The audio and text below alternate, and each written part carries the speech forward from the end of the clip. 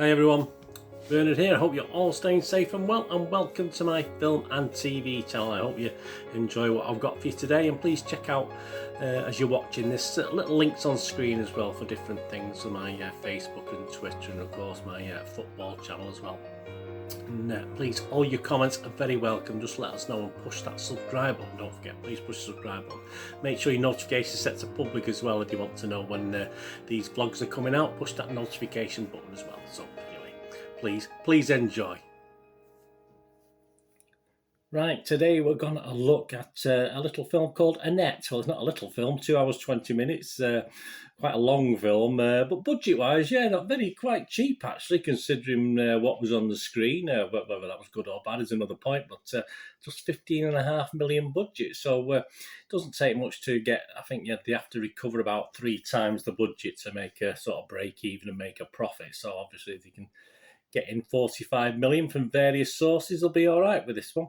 Yeah, and it's a 15 rating here in the UK. I think it was an R rating in the US. I'm not 100% sure. There's a little bit of sex in it, but nothing too gratuitous.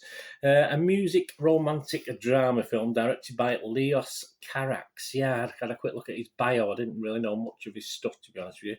This is his English language debut. Screenplay by Ron Mail and Russell Mail, of course, of Sparks. Yeah, I did a little review on their thing, didn't I, quite a few months ago.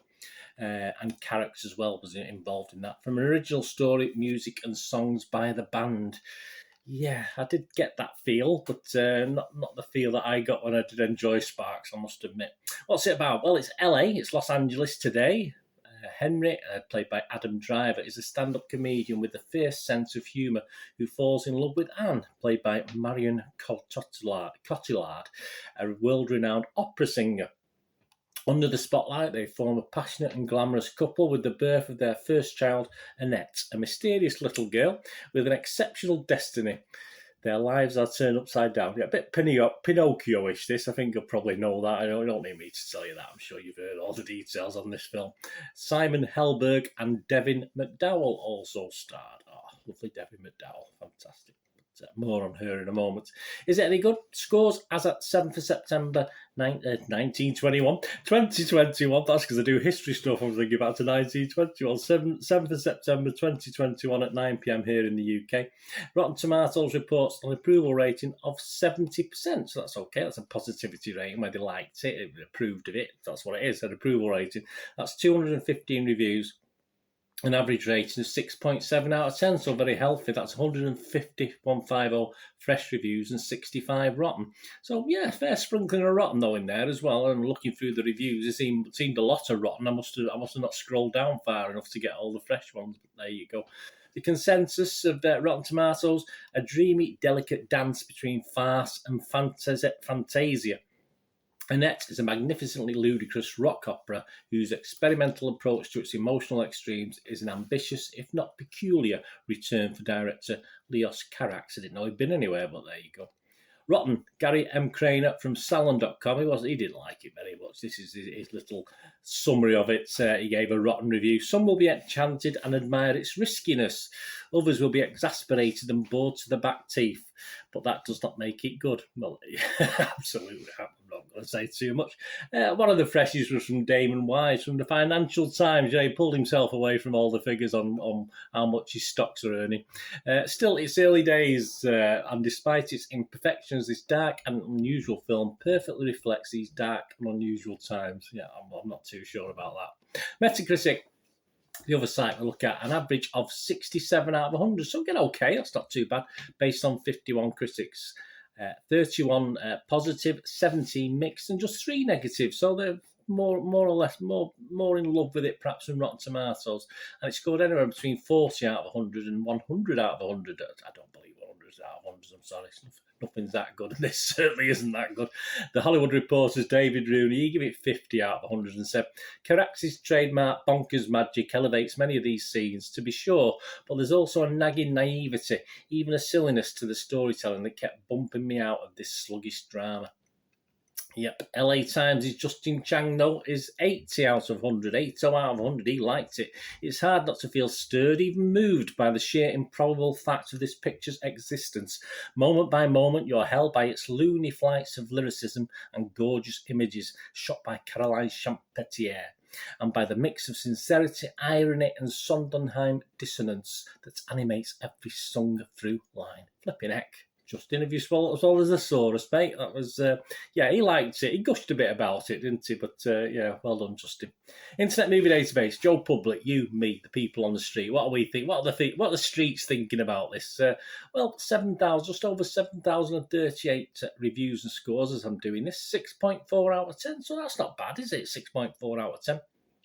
And of that, 7,038, 4,853 scored it 6 or more. So a nice, healthy chunk of the people. Give it a positive review. If you know me, if anything 6 out of 10 or more, it's certainly a watchable film.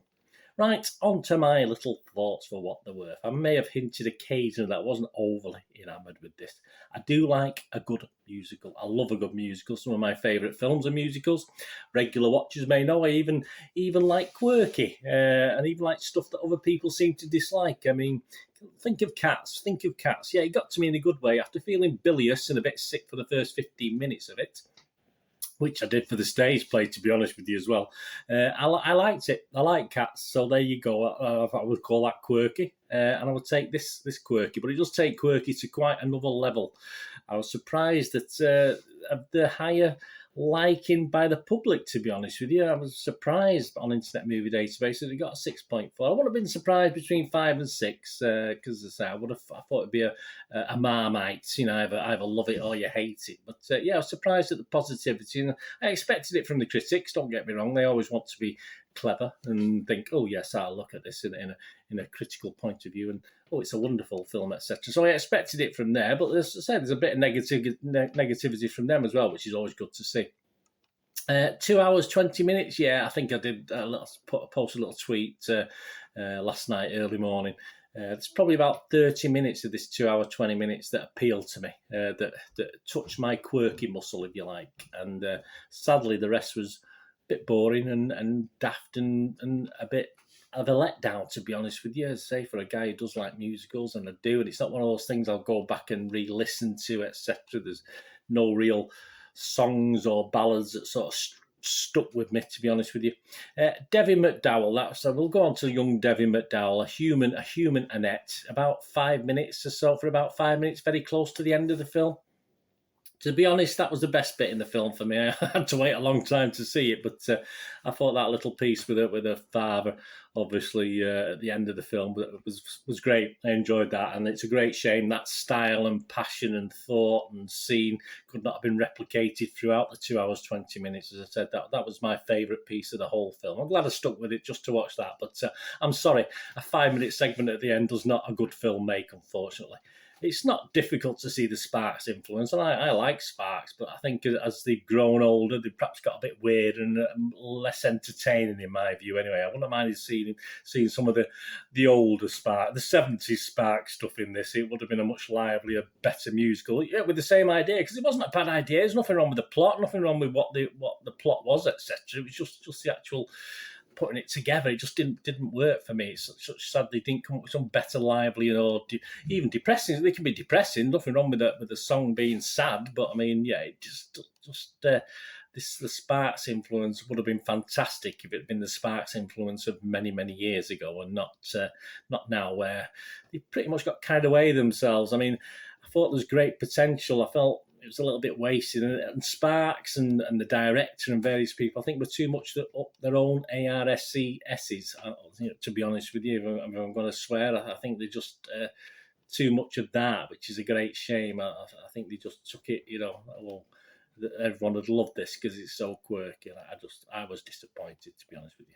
Apart from that 30 minutes or so throughout, and especially that bit at the end, as I mentioned. There you go. So apart from Devin, who I've already mentioned, Devin McDowell, I thought even Adam Driver, didn't really.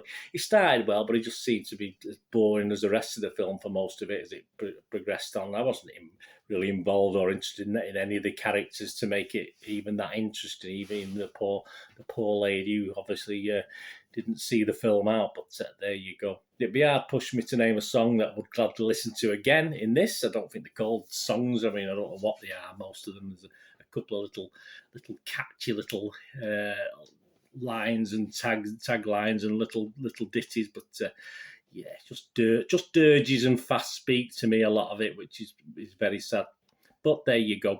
Shame about the other hour and 45 minutes of this 2 hour 20. If I liked a little bit of it, as I said. But I'm not going to rate this. I'm not going to give it a 1, 2, 3 out of 10. I'm just not going to rate it. I just think it was. I think it's been overhyped. I'm sure it'll win various awards, etc., etc. But I was very, very disappointed. Anyway, so I'm not going to give this a rating. So I'm going to sort of back out of that rather than give it a rating. So I just thought it was very disappointing, as they say. 30 minutes out of a 2 hour 20 film that I quite liked and found quirky and enjoyed. It just ruins the whole thing for me. Anyway, let me know what you think if you get to watch this.